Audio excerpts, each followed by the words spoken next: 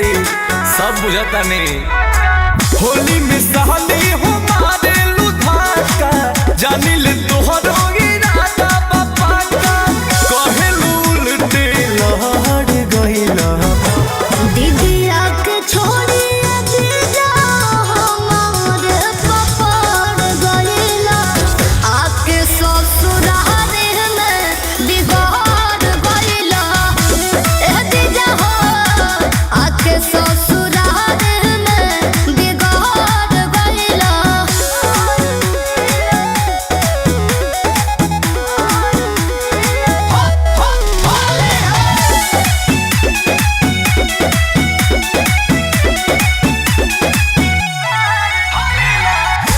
तोहरे तमान बहते बेरी बेरी ठेकेलू अरे सट के साली बोला काहे रंग फेंकेलू।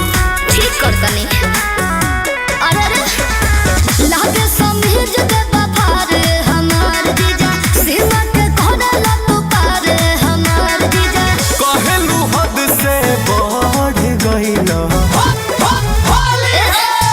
दीदिया के छोड़ी दीजा हमार पपड़ गइला आके ससुराल में बिगाड़ गइला जीजा हो आके ससुराल में बिगाड़ गइला।